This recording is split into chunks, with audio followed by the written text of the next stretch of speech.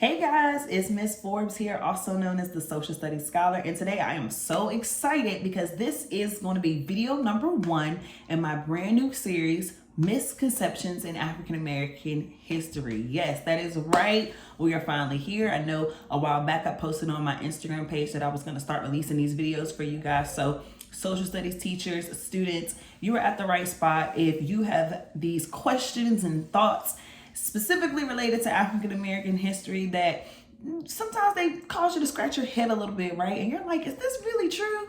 And then you find out it ain't. It was a misconception, right? So I'm gonna jump right in.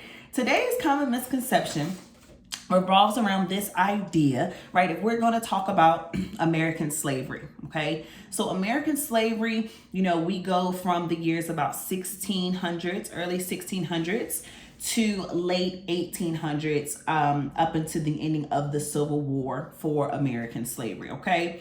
So one of the most common misconceptions is that enslaved individuals did not do anything to resist their condition.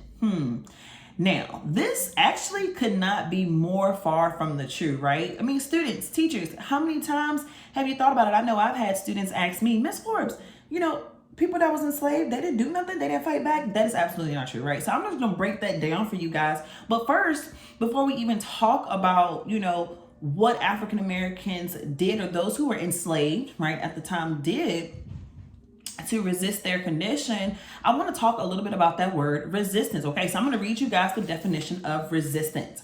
All right, resistance is the refusal to accept or comply with something, to attempt to prevent something by action or argument. All right, in other words, it means it's the action of not being for none of that, right? Not going for it, okay?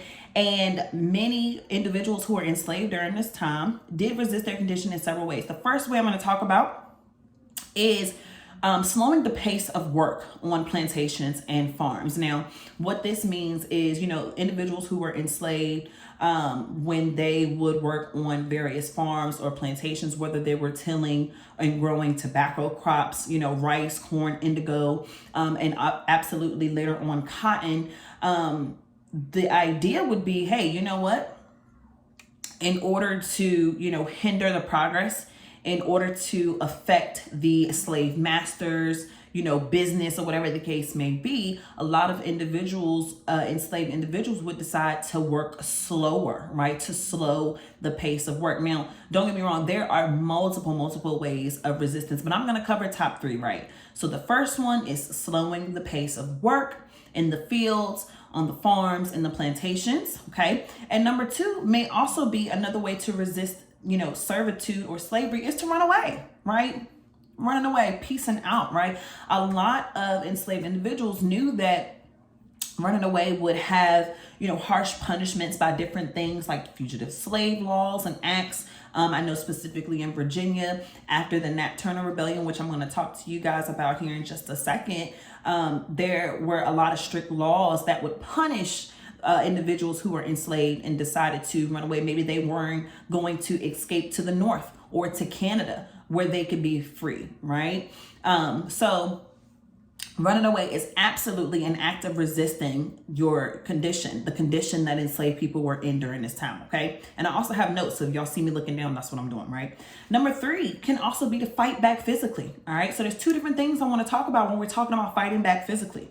Number 1, I want to talk about slave revolts, okay? Sometimes slave revolts get lost in history. You may not hear about that many slave revolts. Sometimes wording is used to mask it. You may hear massacre or riot, but there are a lot of slave revolts that take place, namely in the 1800s, 1700s. One of the famous ones is Nat Turner's Rebellion. If you guys don't know anything about Nat Turner, he was a preacher. He was, formerly, he was enslaved.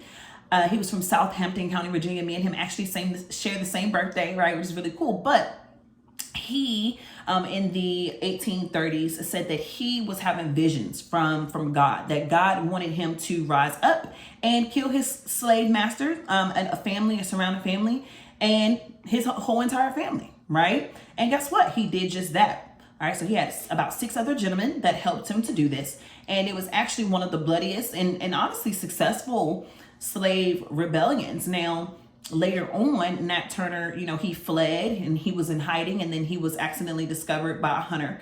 But his punishment was to be dismembered, which means that, he was cut, killed, murdered, decapitated, right? And his various body parts were spread around. Today, his descendants, have been able to recover his remains and everything like that. But that uprising, that Nat Turner uprising or rebellion, is a really good example of resisting the condition of slavery during this time, right? So one of the outcomes of the Nat Turner rebellion, like I mentioned before, is specifically in Virginia, is that Virginia and other southern states like North Carolina, South Carolina begin to pass more harsher and stricter laws to punish those who decided to rebel, right? Who decided to fight back, who decided to maybe run away. It spread a sense of fear as well. Now, one of my favorite acts of resistance, physically fighting back, is about my man's Frederick Douglass, okay? So Frederick Douglass is one of the absolutely most famous Black abolitionists. He is from Maryland. And at one point in his life, in about 1834, he was actually hired out to a farmer. His name was Edward Covey. He was also known as a slave breaker. So he was supposed to be the person that if you sent your slaves to, your enslaved individual to, he could just break them and beat them or whatever the case may be. Now, basically, okay, Edward Covey had repeatedly beat Frederick Douglass. One day, Frederick Douglass said, I'm not with none of that no more, okay? And he fought back. He actually fought Edward Covey. And guess what? From that day forward, Edward Covey never put his hands on Frederick Douglass again, okay? Talk about resisting and rebelling your condition, all right? So those are just a couple of examples, right? So let's just review the different ways of resistance. One, slowing the pace of work in the field or a farm, actually physically running away, maybe somewhere to a northern state or to Canada. And three, to also physically fight back, whether that's through rebellion or throwing them hands, okay? Basically, right? And so there's countless other ways too. If you wanted to just add some little extra credit in there, enslaved individuals could cut up glass and put that glass in their master's grits or breakfast, right? Slaves also resisted their condition by gathering when they weren't supposed to and sharing ideas and singing and actually having church services.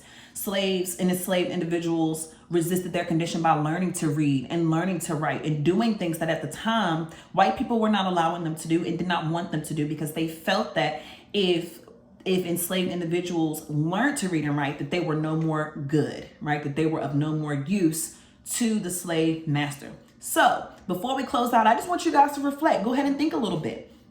What role do you feel like resistance plays in modern justice movements, right? Think about, the Black Lives Matter movement. Think about all of the things concerning police brutality. What role does resistance play? Okay, but I hope this misconception number 1 was helpful for you guys.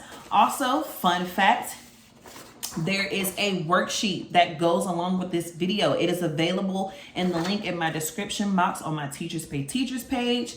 But I hope you guys learned something. If this was helpful, go ahead and drop me a comment below. Connect with me in the links in my description box. And I hope you guys have a wonderful day.